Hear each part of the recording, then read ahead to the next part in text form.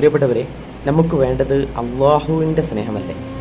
അള്ളാഹ് നമ്മോട് പറയാണ്, എടോ എനിക്ക് തന്നെ വല്ലാതെ ഇഷ്ടമാണ്. ഇങ്ങനെ അള്ളാഹ് പറയുന്നത് കേൾക്കാനല്ലേ നമ്മളൊക്കെ ആഗ്രഹിക്കുന്നത്? അത് കേൾക്കാൻ ആഗ്രഹിക്കാത്തവരായിട്ട് ആരും ഉണ്ടാവില്ല. എന്നാൽ ഇങ്ങനെ അള്ളാഹ് തനിക്ക് അവരെ ഭയങ്കര ഇഷ്ടമാണ് എന്ന് മലക്കുകളോട് പ്രൗഢിയോടുകൂടെ പറയുന്ന, പ്രത്യേകിച്ച് മരണത്തോടു കൂടിയിട്ട് അവനോട് അള്ളാഹ് ഈ വിഷയം അവതരിപ്പിക്കുന്ന ഒരു വിഭാഗം ആളുകളുണ്ട്. ഞാനൊരു കഥ പറഞ്ഞു തരാം.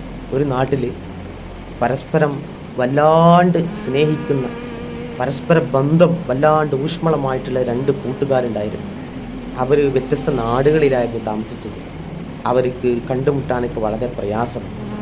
ഇങ്ങനെ ഇതിൽ ഒരാൾ തൻ്റെ കൂട്ടുകാരനെ കാണാൻ വേണ്ടിയിട്ട് പോവാൻ, അവൻ്റെ ഗ്രാമത്തിലേക്ക് യാത്ര പോവാൻ, തൻ്റെ കൂട്ടുകാരനെ കാണാൻ വേണ്ടി മാത്രമായിട്ട് അവൻ യാത്ര പുറപ്പെടുക.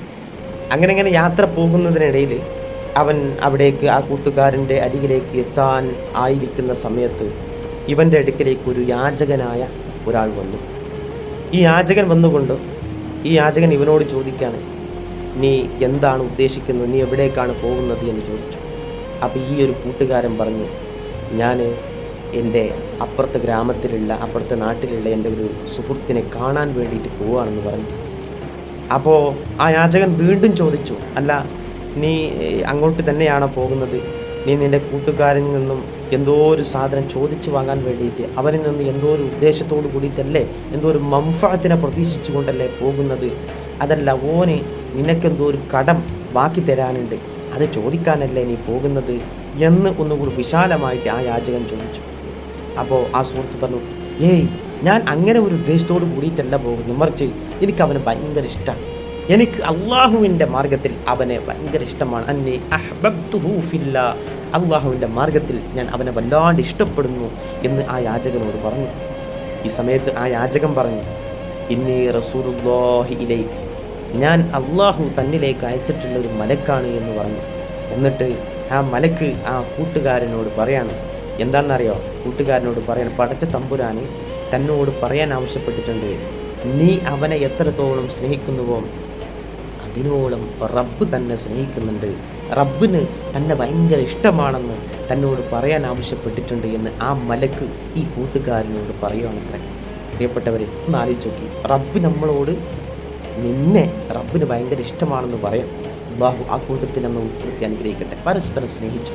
എന്തിനാണ് വിരോധവും വെറുപ്പും കാണിച്ചുകൊണ്ട് ബന്ധങ്ങളൊക്കെ മുറിച്ചു കളയുന്നത്? നമുക്ക് ഒരു പ്രയാസം വരുന്ന സമയത്ത് നമ്മളെ കൂട്ടുകാരും മറ്റുള്ളവരുമൊക്കെയല്ലേ നമ്മളെ കൂടെ ഉണ്ടാവും. ആ ഒരു സുഹൃത്തിന് അവന് എന്തെങ്കിലും നേട്ടം വരുമ്പോൾ എന്തിനാണ് അസൂയപ്പെടുന്നത്? അവൻ്റെ ഭാഗത്തുനിന്ന് വല്ല പാളിച്ച സംഭവിച്ചുകൊണ്ട് നമ്മോട് എന്തെങ്കിലും അപരാധം ചെയ്തിട്ടുണ്ടെങ്കിൽ എന്തിനാ വെറുക്കുന്നത്? വെറുപ്പ് കാണിക്കുന്നത് കൊണ്ട് നേട്ടം എന്താണുള്ളത്? ഒരു നേട്ടം ഇതുകൊണ്ടില്ല. നമ്മൾ എല്ലാവരും ചേർത്ത് പിടിക്കും. സംഘടനയുടെ പേരിലോ മറ്റു ഒരു കാര്യത്തിൻ്റെ പേരിലും നമുക്ക് ശത്രുക്കൾ ഉണ്ടാവാൻ പാടില്ല. റസൂലുള്ളാഹി സ്വല്ലല്ലാഹു അലൈഹി വസല്ലമ തങ്ങളുടെ ചരിത്രം നമുക്കതല്ലേ സന്ദേശമായിട്ട് നൽകുന്നത്? എത്രയോ ആളുകൾ റസൂലിനെ വേദനിപ്പിച്ചു, പ്രയാസപ്പെടുത്തി. റസൂലിന് അവരോടൊന്നും പകയില്ല, വിദ്വേഷമില്ല.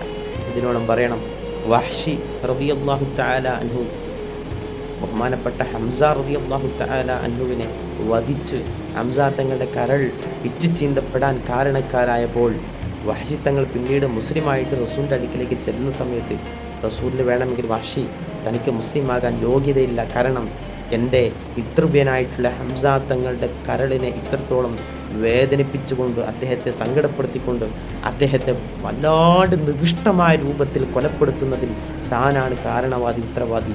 അതുകൊണ്ട് താൻ മുസ്ലിമായിട്ട് കാര്യമില്ല എന്ന് പറഞ്ഞുകൊണ്ട് വഹ്ശിനെ നിരുത്സാഹപ്പെടുത്താമായിരുന്നു. പക്ഷേ റസൂലുള്ളാഹി സ്വല്ലല്ലാഹു അലൈഹി വസല്ലം തങ്ങൾക്ക് സങ്കടമുണ്ടായിട്ട് പോലും, റസൂലുള്ളാഹിക്ക് ഭയങ്കര സങ്കടം ഉണ്ടായിരുന്നു, എന്നിട്ട് പോലും വഹ്ശിയുടെ ആ ഒരു ഇസ്ലാമിനെ സ്വീകരിക്കുകയും വഹ്ശിക്ക് പുറത്തു കൊടുക്കുകയും ചെയ്തു എന്ന് ചരിത്രം പഠിപ്പിക്കുന്നുണ്ട്. ആരോടും വിദ്വേഷം വേണ്ട, എല്ലാവരും ചേർത്ത് പിടിച്ചു.